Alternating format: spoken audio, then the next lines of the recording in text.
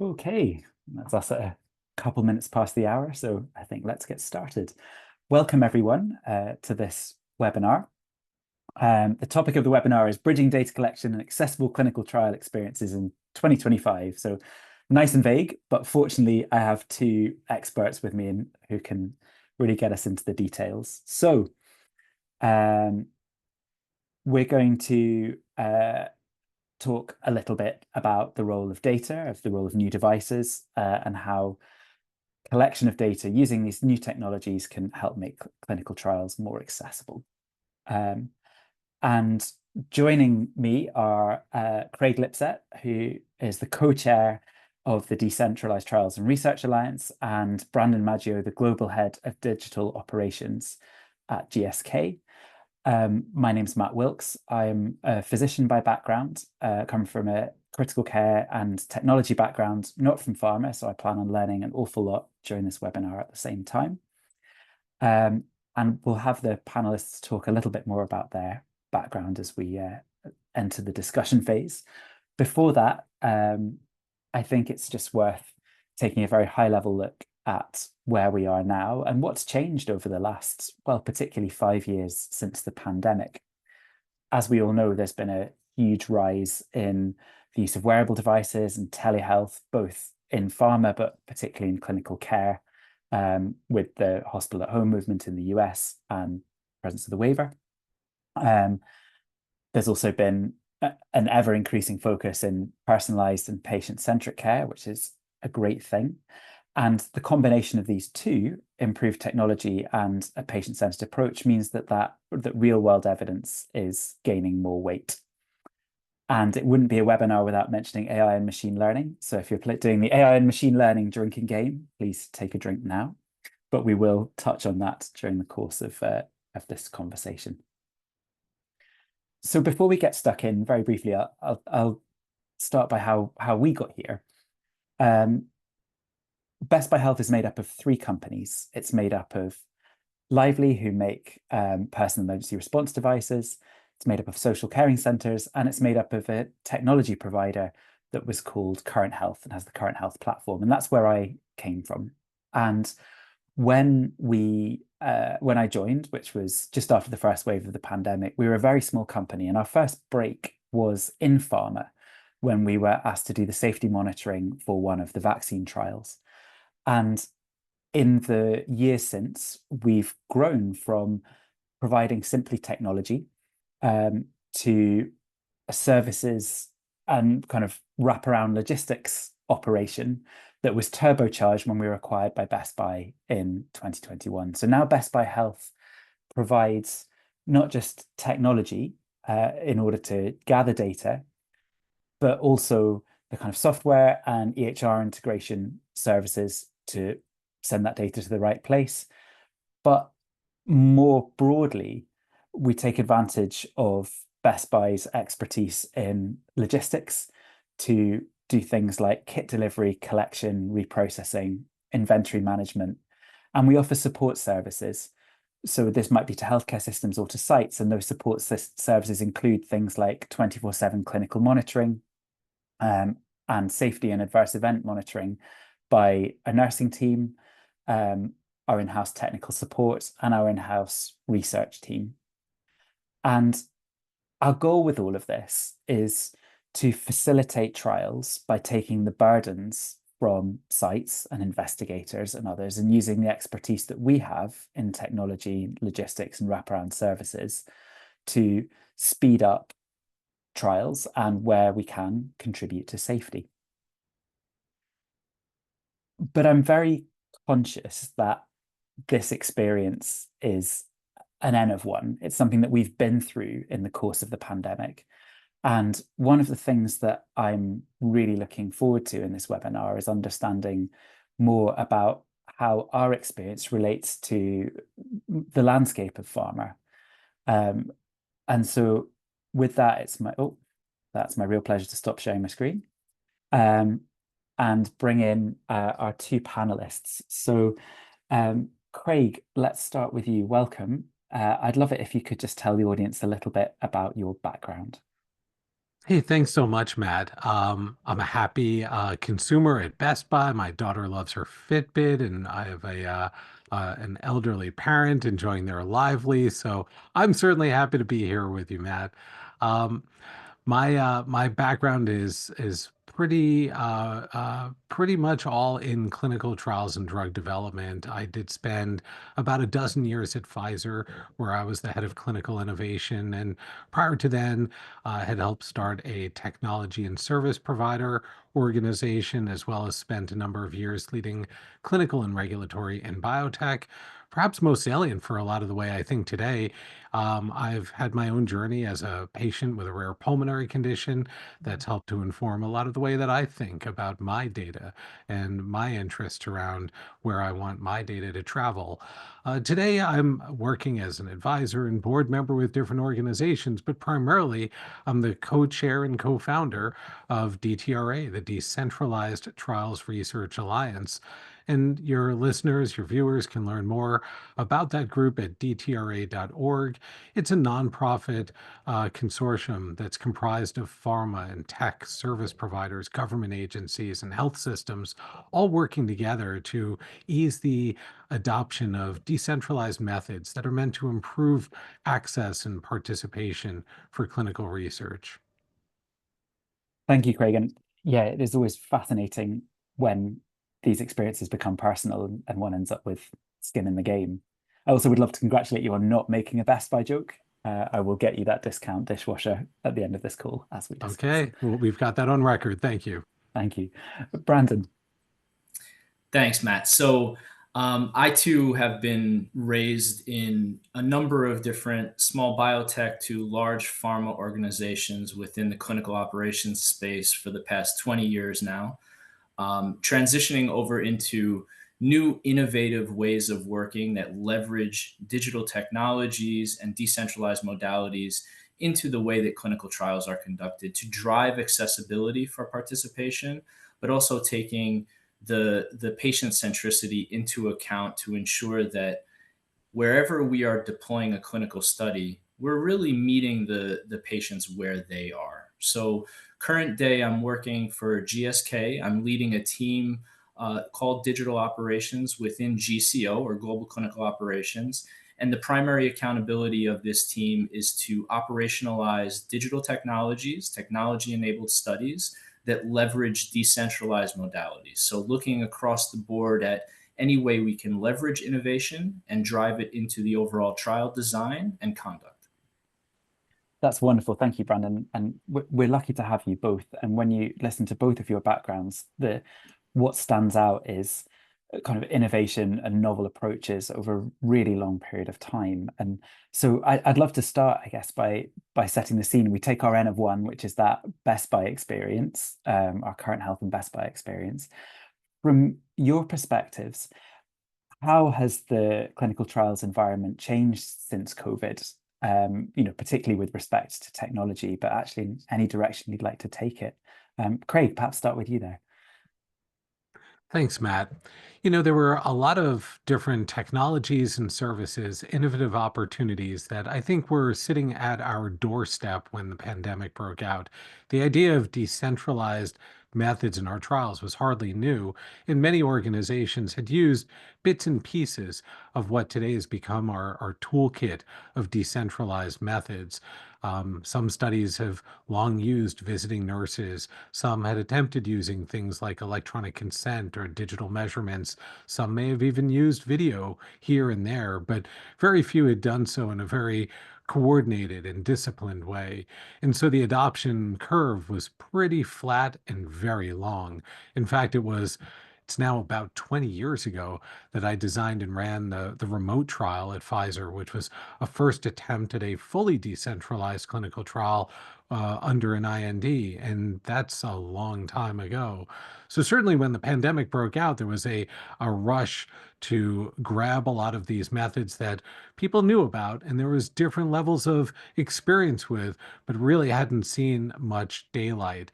And we quickly adopted them in our different studies in order to create sustainability in an unpredictable environment. How do we ensure that patients can continue to access investigational medicines? How do we ensure ensure that we can continue to hold our share of the deal and monitor patients appropriately for efficacy and safety, and ensure that investigators have the data that they need to make those important decisions together with their research participants. Well, fortunately, most of this research enterprise, not just for COVID therapeutics, but across all therapeutic areas, did continue during the pandemic. And we published some research last year from DTRA together with the FDA and a public-private partnership called CITY out of Duke University. And we looked at the extraordinary number of oncology approvals that took place during the pandemic and how over 80% of them included decentralized methods as a part of how they were conducted. And so the industry did quickly adapt and take advantage of these tools. Now, perhaps not surprisingly, as the pandemic receded, some of that adoption receded as well for a number of reasons. A lot of our community was impacted by inflation and other economic factors that kind of caused a bit of reduction in force, a reduction in shrinking of portfolios, different types of reprioritization efforts. But also, it's important to note that the ways that we aggressively adopted those different methods during the pandemic wasn't done with the intent of sustainable operations, right? We were quickly putting a lot of resources against these in ways that were not sustainable post-pandemic. And so we saw a lot of different organizations start to slide backwards in terms of adoption. Now we start to see, coming with a little more time after the pandemic, more scalable and sustaining operating models inside of these companies. I think a lot about the shape of that hype cycle that we often see from Gartner, with that peak of inflated expectations and trough of disillusionment and the slow rise up the slope of enlightenment. And I feel like we just have had a very compressed version of that, with an aggressive spike of adoption during the pandemic, that trough coming out of it, and now a more meaningful and sustainable model that seems to be emerging with most organizations today and how they're implementing and maintaining progress. I mean, that's beautifully put. And would it be fair to say from that that your position is that the technology has actually been there for a very long time? It's the societal, psychological, and economic winds that have blown us in this particular direction. Always seems to be the case, right? We're actually fortunate that that was the case in many ways, Matt. When the pandemic happened, we didn't have to scurry back to the bench and invent technology that didn't exist. We really just had to open the door and look down and embrace technology that in many cases was there for us. And so it then became a question of, do we have the fortitude to navigate our own compliance, regulatory, legal, operational issues, our cultural barriers? These are hard, but they are manageable. We didn't have to go and reinvent science and invent technology that didn't exist. Still hard work, but something that to me is much more a business challenge that we're able to tackle. Definitely. And I mean, that what you just describe of, yes, the hype, the disillusionment, and then the slow kind of slog towards enlightenment, that's something that we certainly felt both in the healthcare setting and also in our pharma business. You know, we had this big trial, and then we have to think, right, we're now in this position where we've developed some expertise, we have some technology. What else is suitable for this? Let's not just hold a hammer and treat everything as a nail. And we found that in pharma, we found particular trials where, particularly in the oncology space, where we were well suited, or in healthcare where there's a particular spectrum of acuity where we can be useful. But once we'd gone through that, that kind of hype of the pandemic, it was really, what's left and how can we be very intentional in what we do. Matt, and I want to hear Brendan's perspective, but I will be admonished on LinkedIn if I do not add that part of our initial spike of enthusiasm and aggressive adoption also made execution by the investigator sites really difficult, because a lot of unfamiliar technologies were getting thrust on them concurrently across different studies. And just as we saw that pull back and figure out our operating models, a lot of that has been, how do we co-develop these processes? How do we make sure that when we are using these tools in our studies, we're cognizant not only of patient factors, but the human factors at the research site, and that we're making these more executable together with sites as partners. Sorry, Brendan, I want to hear your thoughts here. Yeah, no, I mean, I'm going to echo a few things that you said, Craig. I think, some of the really great silver lining associated to the pandemic was the fact that we had this cross functional collaboration that was mandated within many sponsor organizations to ensure that we were reaching out with the appropriate stakeholders to ensure trial continuity, right? It was almost like a business mitigation, a business continuity that had to occur as a result. And one of the nice ways that I like to represent this outside of the hype curve is within the stock market. Many times we see that hype really escalate the price of a stock, and then you'll see a correction period that occurs. And I think that that's what we as an industry have been going through for the past 5 years, right? So we had an increase of adoption due to the necessity, and now that's corrected itself. But what we're finding is many organizations are fine tuning how they are implementing and operationalizing these components. Matt, to the point that you made, really trying to find the fit for purpose implementation of a decentralized method or a technology that is applied to a clinical trial way of working is really the key to success here, right? You can't just throw everything at it. You have to be intentional about where you're applying these components within a portfolio. And that, I think, just again offers up the opportunity for sponsor organizations to work more closely with sites and with patient groups to ensure that we are providing something within our trial designs that is going to meet the needs of both of those parties, right? Not just a self-serving, do it for the sake of doing it type of mentality. I couldn't agree more. I guess it's that finding what you're good at and what you're, what is your lane in which you can contribute. And I think that was, to Craig's earlier point, why we ended up developing, for example, our nurse center, because it's great if everyone has a monitor, but who's going to watch that monitor? And if you're an incredibly busy site, being burdened by all this technology, how can we relieve some of that? But also, to your point, Brandon, like, how do we not get in the way or try and do things about which we are less qualified or less helpful? I think there was so much kind of spirit of everyone kind of getting involved during the pandemic that kind of, there was perhaps a little bit of good, well-intentioned overreach on all sides. So now we're kind of receding to a point of, right, what, as you say, what is intentional, what is useful. I guess probably a good place to go from here then would be, there are a lot of new tools, new procedures, new approaches that you've both alluded to that have come out of this. But now that we're being more intentional about it, I guess, just to go back to you, Brandon, like, when you look at the toolkit of everything that's available, what to you is useful? What to you is important? Which new tools would you keep in the toolbox? Which would you perhaps leave out? Yeah, and I think that this is a really important point, and my response is going to be pointed because it depends upon the sponsor organization. It depends upon the therapeutic area, the disease condition, or patient population that is being studied. It's not going to be one size fits all, and it is going to take a cross-functional collaboration across a development organization, an R&D organization, to bring those different perspectives and areas of expertise together to truly be successful and bring something to a business as usual way of working and scale it. But that is very sponsor dependent, organization dependent. And the way that we determine what is fit for purpose and what is not is going to require a lot of strategic consideration and development. So I know that that's kind of skirting the response to your question, but I think it's a really important point to note here. Um, Craig had mentioned a sponsor that he was working for a decade.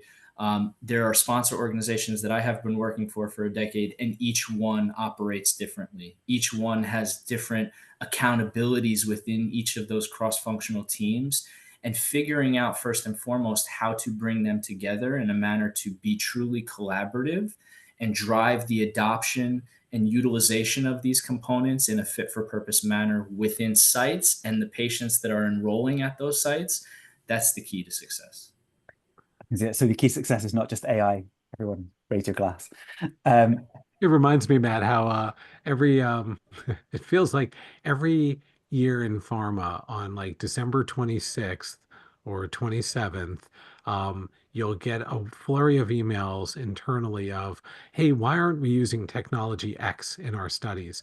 And what that basically means is somebody's spouse went to Best Buy, got them an Aura ring for Christmas, and now all of a sudden their eyes open to this cool new technology.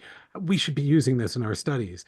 And as Brendan points out, that's good, but that's directionally wrong, right? The right question is, what's in my portfolio and what are my goals here that I'm trying to achieve, whether it's around diversity of data or improving patient access or improving the resilience of my portfolio in unpredictable environments, or for companies with large European footprints like GSK, do I have goals around corporate social responsibility and the environmental impact of my trials? Like, what are the assets in your portfolio and their stages, and what are the goals you're looking to achieve? And then you can start to fill in those gaps of what do I need in my toolkit? and I guess the other point I took from you, Brandon, was the importance of collaboration in all of those efforts. Um, and Craig, I imagine that through the DTRA, that's a large part of your work. Well, absolutely. With a consortia like this and many of the others in the community that exist, where we're creating different types of convening of either pharma or pharma together with tech and sites, or just sites that are working together. In most cases, we have these dual objectives, right? What are the shared challenges that we can tackle as a community that can make adoption and implementation easier, or maybe help us to de-risk things? So, for example, are there rubrics that I should be considering around how to evaluate a particular technology as fit for my use case? So that would be a type of solution that we work on inside of DTRA for a given decentralized element. What's that decision-making rubric that I, as a study team, can pull down and take advantage of? Or if I'm looking to then engage with my research sites, what's the expectation in terms of communication flow to ensure that my sites are asking the right questions and I'm anticipating them as a sponsor around the what's and the whys for the technology we're going to use? And I think that's true when we look at groups like DTRA or other important collaboration places in the ecosystem like Transcelerate, the Society for Clinical Research Sites, ACRO, and other kind of ecosystem nexus points like these. That makes a lot of sense. And I guess it'd be interesting, Brandon, where you're, working in one institution, how do you, take this plethora of kind of evidence and efforts that are available, and how do you assess value in these technologies? Yeah, I think it's one of the major challenges, right? So, with the advent of decentralized modalities and new digital technologies coming to the table, we haven't even touched on wearables and sensors yet, but really, I think it requires a hard look at a given portfolio, regardless of which organization you're looking at it from, and how do the different tools available fit into that, even if you start at a very broad category at a high level. And then looking at that categorical landscape assessment to determine which are the capabilities that are must haves, right? What do you absolutely need to have within a technology platform to apply to this part of your portfolio is going to be critical. And having that strategic direction is, again, collaborative and cross functional in nature to ensure that you're meeting the clinical sciences, the medical, the clinical operations, the regulatory, the legal, all of the different cross functional teams within a given organization, and that ultimately it's serving the participants and the sites as the end users of this technology. So, again, a challenge in the sense that there is just a continued rise of the different technologies available in the industry. And I think it's only a matter of time before we start seeing them go through merger and acquisition, or simply just finding the ones that are being sustainable and having that long pull through within the industry. And a lot of that comes down to user experience and the capability, right? If sites are comfortable using a particular platform, they're more open to sending their patients to use that, versus one that provides a poor user experience is just going to fall flat, right? You can implement it all you want. If the sites aren't utilizing it, that's a different KPI that needs to be taken into account. Absolutely. And I think, yes, stability is a theme that we see very often, when we talk to other pharma companies or healthcare companies, at least with Best Buy, they know that we're going to be around for a while. I guess that's a nice segue then into some of the challenges with these technologies, because as you say, if either they're not valid, they're not producing good data, or more importantly, if people just aren't wearing them, using them, engaging with them, either on the participant side or the perspective of the site, then they're not really providing value.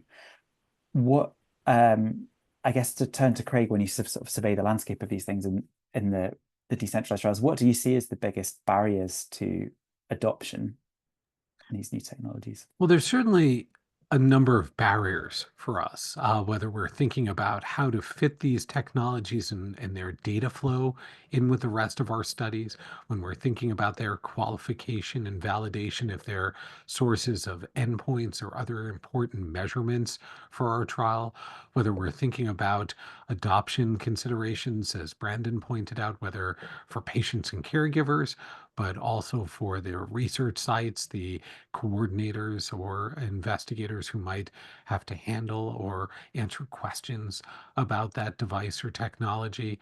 When we're thinking about regulatory considerations, and not that the regulators are the barrier, I want to make that clear, because more often than not, regulators have been incredibly forthright in sharing guidance documents around the world around digital health devices, around decentralized elements in trials.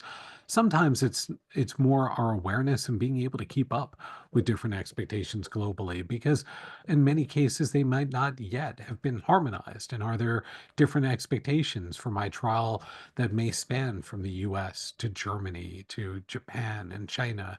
And how do I navigate across all of these different expectations? But to the question of what's our biggest obstacle, I still think more often than not, it's ourselves. It's our own culture and organizational models. Are we supporting people? Are we giving them access to the right talent around them? Are we understanding of these approaches when we're establishing budgets and timelines for our studies? Are we giving our study teams the additional technical support that they may require and some additional capacity? Because otherwise, we're throwing them into situations where now they're being forced to review requirements and other types of documentation that's just unfamiliar. And that's not really fair and doesn't really set our study teams up for success. I think, like most organizations, there's going to be a distribution curve, and we'll always have some of our colleagues in our study teams that are excited for that next technology, that see a study team is using that cool ring or connected device and thinking, I'd love to use that in my trial. And just like that, on the other end of the curve, there are plenty that would say, my Lord, I hope that's not coming to my trial anytime soon. But we know from most of our organization, our colleagues land in the middle, and they're willing. They just need the right environment, the right support in order to use these tools. And simply having it dropped on their desk isn't really fair for them. I think that's an excellent point. And I think one of the challenges that we've experienced sometimes is that you engage with people who commission technology, and they're not always the same people who have to use it. And unless you can find a carrot for someone at every level, at participant level, site level, digital team level, everything else, somewhere it's going to falter. And I mean, when we were preparing for this webinar, Brandon made a lovely comment where we were talking about, how these are kind of upending the traditional trial, the model of the traditional trial, and how traditional roles, such as those of statisticians, may be changing in a way that, as you say, Craig, might be exciting for people or might feel a little bit out of control. And I don't know if you want to elaborate on that, Brandon, because I thought it was a really nice illustration of some of the challenges that people face. Yeah, absolutely. So there's a few things that Craig just mentioned that I'd love to double down on. First one is Double away. ensuring ensuring that this new digital transformation and way of working is embedded into absolutely everything from a resource standpoint that supports the study teams, that's helping the sites navigate through any issues that are encountered, but also within processes, within SOPs, working instructions, having the templates updated within the informed consent forms or the protocols to incorporate the necessary verbiage that aligns with the emerging global regulations, and providing that type of integration into ways of working to transition it to business as usual is really one of those areas that's it's a challenge. It takes a lot of time, and it takes an even larger amount of commitment from an organization to ensure that that's embedded appropriately. It maintains flexibility so that we're not handcuffed into one particular way of working, and that we can adapt and move and pivot very quickly. And then there's another component, Craig, that you mentioned with regards to that innovation adoption curve. And you have the early adopters that are like, yes, I'd love to use this connected device or this ring, this wearable.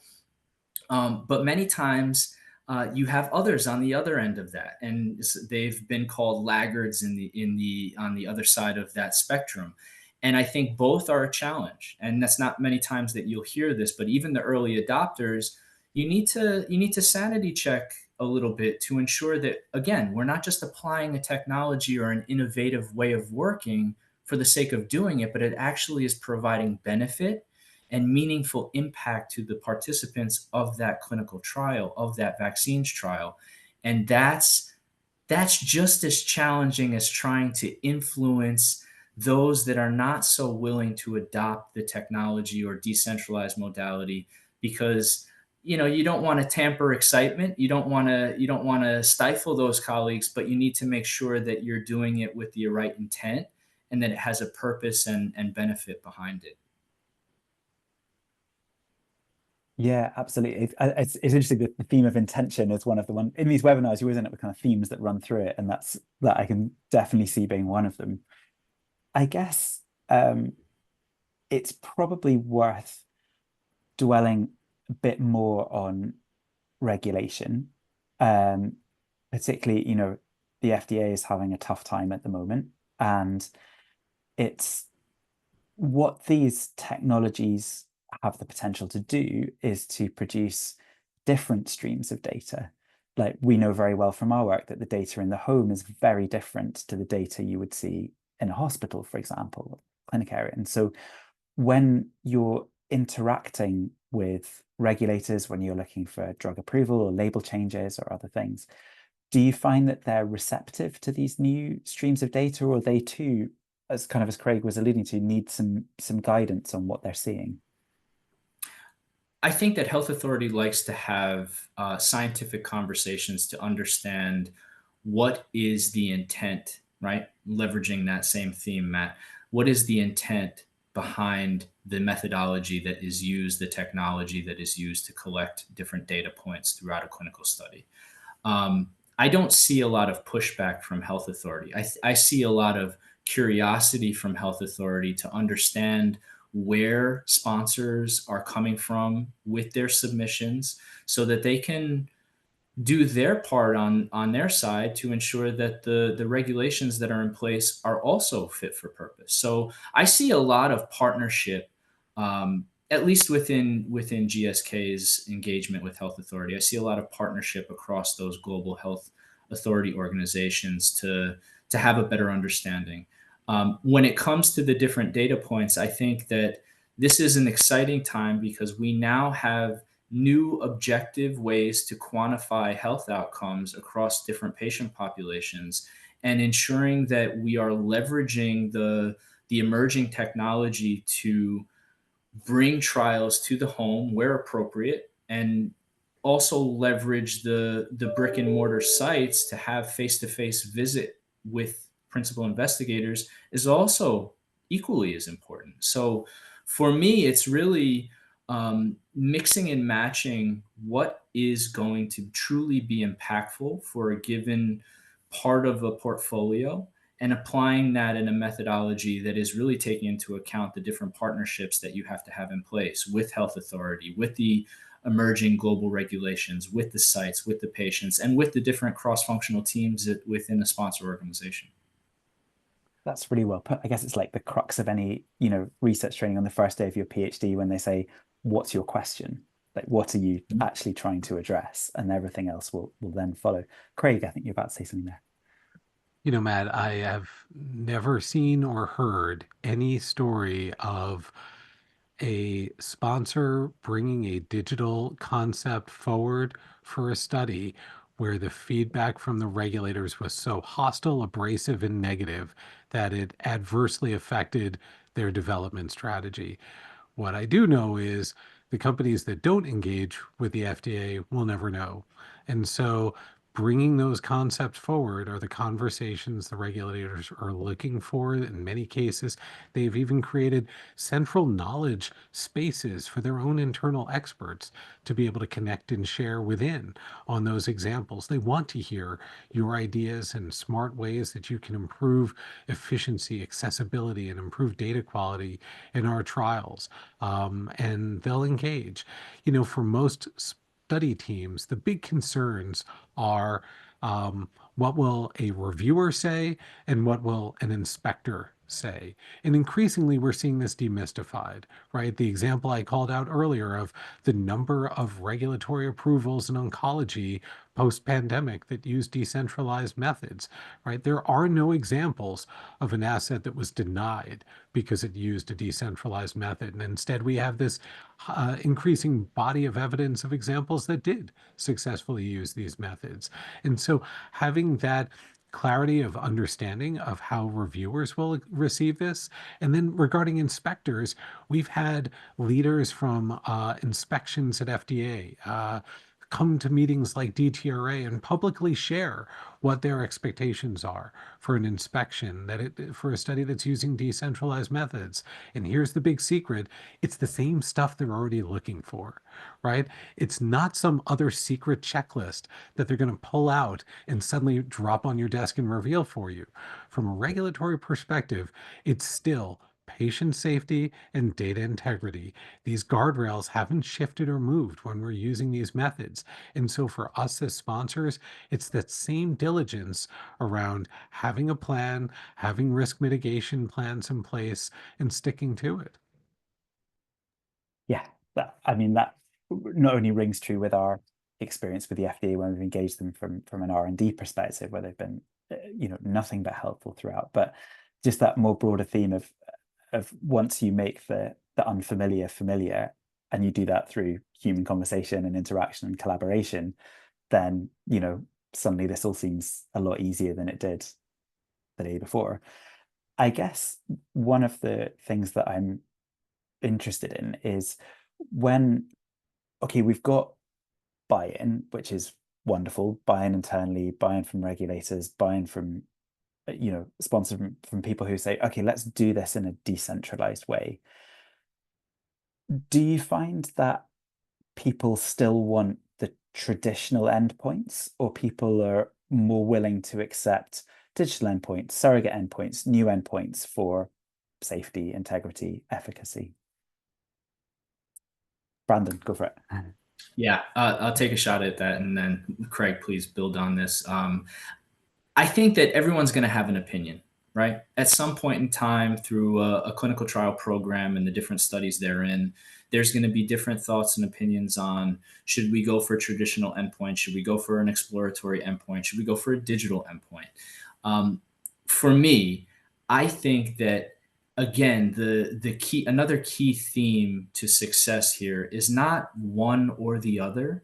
It's how do you bring these two ways of working together to work symbiotically together.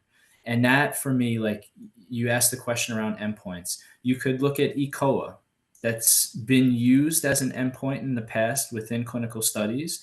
And then you could look at digital biomarkers that could be used as an endpoint on the other side of that spectrum through the use of wearables and sensors. And I think one of the key areas here that the industry as a whole needs to explore a bit further is, how do you marry those two? how can you pull together different endpoints to showcase a greater level of detail on health outcomes for a given patient population, providing additional clarity around how's that patient feeling, not just in a moment in time when they come into an office, a brick and mortar facility, and see an investigator, but through that longitudinal period in their disease that they're dealing with. And that for me is a fine balance. Again, it needs to be optimized for a given patient population and the disease or condition that's being studied. And the application of that wearable technology needs to be married to the appropriate traditional endpoint that has been used in the past. And I think that that's very much the bridge to how we move from traditional endpoints and biomarkers to new ways of measuring health outcomes within different patient populations. Definitely. And I think it's kind of, it's interesting because separating the signal from the noise, or I mean, in many ways, the noise is the signal when you have someone at home. It's just different noise. And that's quite hard for some people to get their head around, as you say, when people are not just going into a site for a single thing, when you're actually thinking about a more meaningful experience for an individual involved in the trial. Craig, I'd love to hear your thoughts on this as well. Well, it was an interesting statement you just made, right? If an endpoint that we can measure now in the home looks radically different than it does when we acquire it in the controlled environment in the clinic, why is that difference there? And why would we assume that the measurement in the clinic is the real world answer? It's kind of like when we used to call segments of DNA we didn't understand junk DNA and kind of throw them aside, or we would call certain AI comebacks hallucinations because we thought it was just noise without actually questioning why is this different from what we expected it to have been. But to your earlier question, it is today very cumulative, where we are layering many of these innovative measurements on top of the traditional. And as Brendan points out, I think it's because we are on that bridge still today. We haven't really crossed that bridge in most cases. And so if we think there's a smarter way to capture function than a 6-minute walk test using a connected device in a more continuous way, we're probably still doing the 6-minute walk test. But if we have a smarter way to collect the 6-minute walk test, perhaps using video or other strategies, we're probably not also having the patient come in the clinic to also collect the 6-minute walk test that way. We probably have now built up enough validation and evidence to have confidence that a 6-minute walk test acquired with video from the home can sufficiently replace that same 6-minute walk test in the clinic. It's just if we're trying to replace the entire 6-minute walk test with a connected device, which seems perfectly clinically and technically plausible, we're probably not at that place of confidence in our studies yet to completely cross that bridge, burn the boats, and go all in on the new. Yeah, and that, as you've both alluded to, is the essence of change management, isn't it? It's taking people through at the pace that suits the early adopters. The later adopters run the laggards, and everyone in between. There's already some good questions coming in, so I'll go for one more question to the both of you before we turn to those, which is, let's burn the boats. What does the future look like? Brandon, I'll go back to you. Like, what do you think is coming in the next 2 to 5 years? What would you like to see arise? What's on the far horizon for you with this sphere? Well, I don't have my magic ball in front of me, so I won't tell you what I think will be coming in the next 2 to 5 years, but rather let me give you what my vision that I hope to have within the next years to be.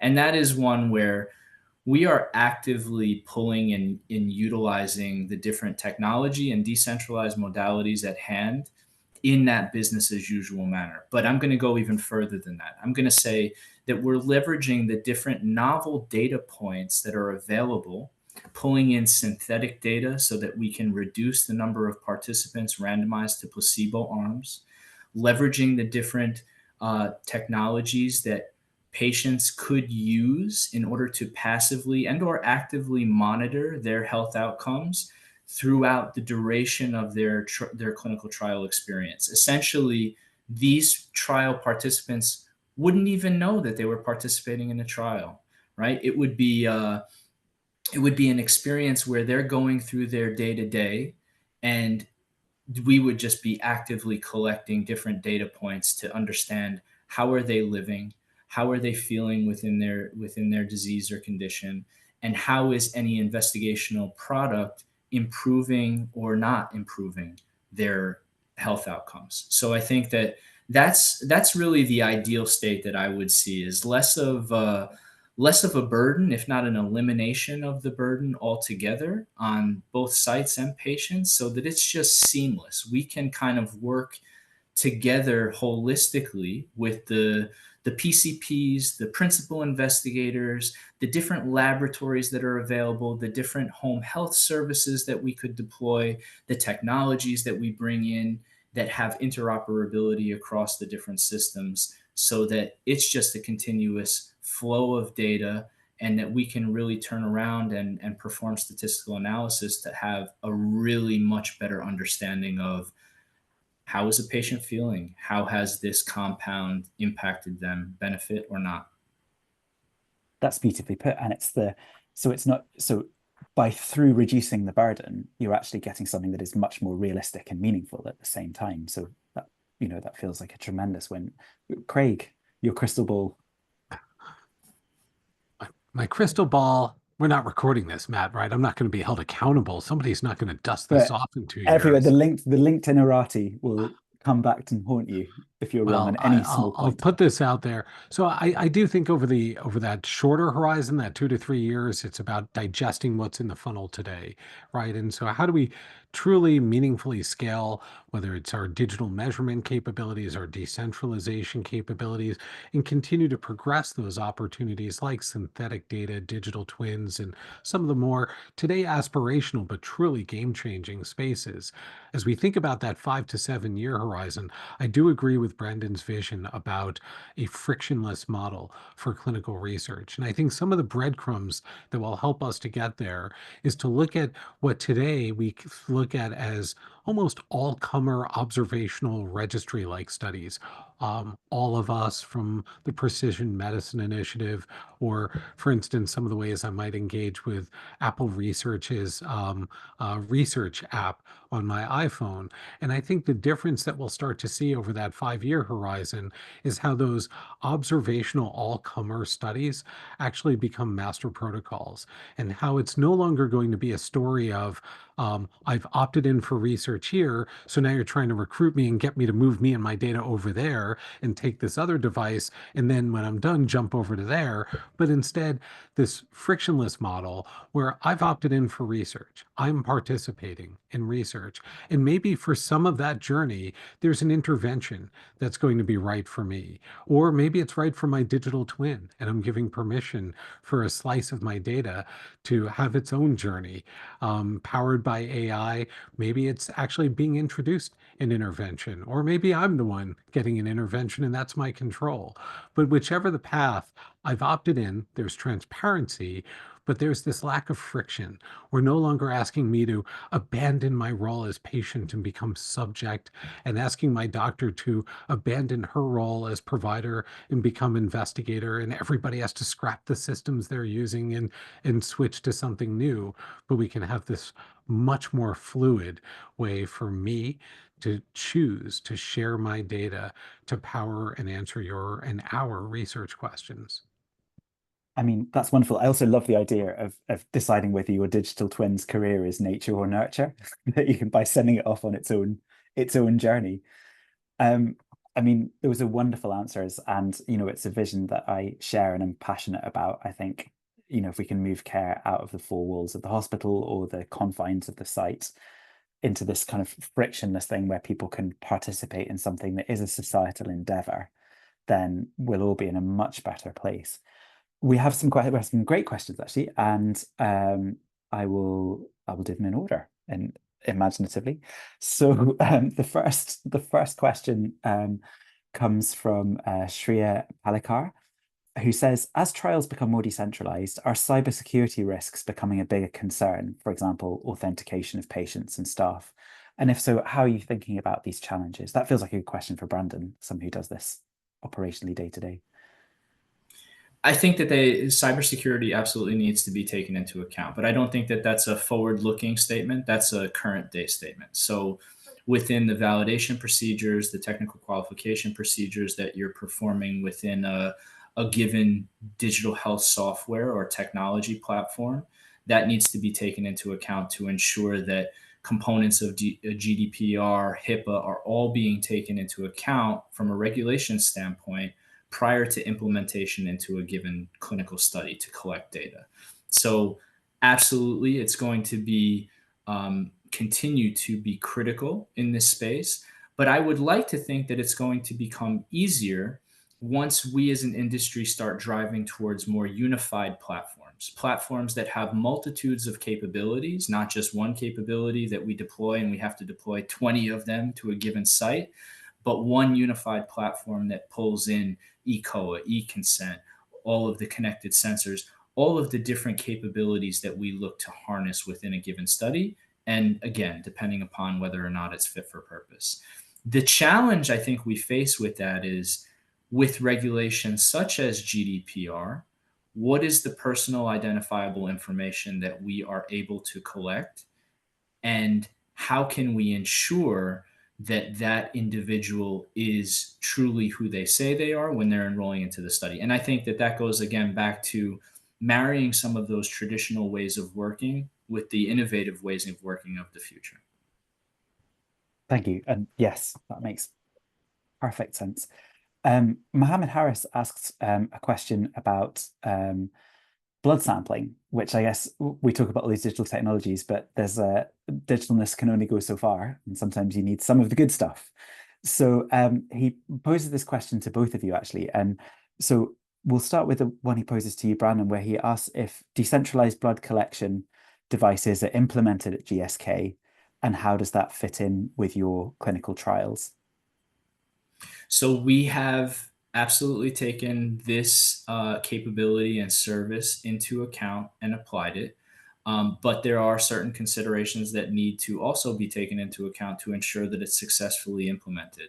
Things such as, do patients have the ability to have a mobile nurse or a home health nursing service come to their home? Do they have a secure area that's private? Do they have the different infrastructure needs in order to centrifuge those blood samples on site if needed, right? So there's a lot of trial design considerations that need to be taken into account. And for me, polling and interview and engaging with the patient population that you're looking to implement this into is really key. You need to have these discussions with them upfront and early so that when you do implement a given capability like blood sampling, you know that it's going to be successful, or at least you have an increased confidence that it will be. Thanks, Brendan. And Mohammed then zooms out and says and asks you, Craig, more generally, how are you seeing things like microsampling and patient-centric sampling expanding across pharma trials? No, it's a great question, because keep in mind our legacy model is that the patient goes to a research site for blood draws. That was sort of the legacy model. And it didn't matter if you're a patient in New Jersey and your investigator is at Sloan Kettering, and that's an hour and a half to get there for a blood draw. Heck, I'm enrolled in a clinical trial at NYU, and they want me to come in for blood draws. That is an hour and a half to 2 hours each way, plus parking, and I'm going to drive, so I'm going to get congestion pricing tolls too. It's a pretty heavy ask for a blood draw, especially considering I'm going to pass dozens of Quest and LabCorp drop-in centers, or a visiting nurse could have come to my house, or there are technologies out there today that you can ship me and I can affix and press a button and collect a sample. And of course, that's not right for every study in terms of these technologies, and this one is a Tasso, and there are other devices like that are out there. They are remarkable, and they are being experimented with and selectively used by sponsors today in different studies. As Brandon points out, you have this collection of methods, and then it's up for the study team to evaluate based on patient and site insights, which of these are going to be right for my study to get me the right quality of data in a way that's practical and feasible. Thank you. And Jane Miles and anonymous attendee, we will find you, both asks a very similar question, actually, which is when you have people who are resistant to implement DCT elements in a trial based on cost or risk or whatever they come up with, and essentially, how do you deal with people who aren't an easy sell? I think we're all true believers, but what are some of the strategies that you would both use to get people on board? I mean, there are a number of reasons for the why, and certainly it has to connect with the individual and their goals for the why. The why might be around efficiency, the why might be around patient access, experience, representation, the why might be around just resilience for your study. If the next, COVID-26 is on the horizon, we don't know what factors will stand in the way of patients getting to our sites. But I will also always respect the fact that these methods aren't going to be right for every study, and there can be very valid reasons for why these approaches may not be a good fit. And so I think there is that bit of understanding. For me personally, when engaging with different skeptics, my toolkit is empathy, right? I've been there. I've been a study manager. I've been a study coordinator. I get it, and I get the challenges around this. And so, how can we parse those out and help you to overcome those barriers? There are some who are simply going to have to attrit out of the industry. There are some who will forever say no. And quite honestly, I'm getting too old for that fight, and I will just leave them be, and we'll move everything else around them. And once they're sufficiently left behind, they'll be frustrated enough to decide this isn't right for them, and that's okay. I think that's I enjoy the realism of that answer very much. Brandon, anything you'd add in the last minute to that? I think the only thing I would add is I like Craig's approach of empathy. I think that really goes a long way. When you put yourself in the shoes of a study delivery lead or a clinical lead, it makes you think differently. It makes you really say, why are they resisting this, and how can I show them that there is true value here? One of the really great ways to do this is through data, and data driven decisions are always sound. And I think that we generate more reliance and confidence when we showcase data. Now, the challenge that we face here is that we're still trying to collect different operational data points, performance data points to showcase to internal stakeholders to really shift the needle in terms of their willingness to adopt. So I think those are all part of change management activities, as you mentioned earlier, Matt. So it really depends on your stakeholders that you're engaging with and trying to put yourself in their shoes. Thank you, Brandon. And I'd love to thank you both for a fantastic conversation. I love that we were here to talk about technology, but what we actually alighted on was intention, collaboration, empathy, and all these kind of human factors that are core to this being adopted. So yeah, thank you for sharing your expertise. Thank you for all you do in this space. I've learned a huge amount from this conversation. I think you're both on LinkedIn. If anyone wants to hound Craig, that's the place to go. But in the meantime, thank you to everyone in the audience who's come along, asked such great questions, and we wish you all the best. Bye-bye. Thanks for bringing us together here, Matt. Thanks, Matt. Thanks all.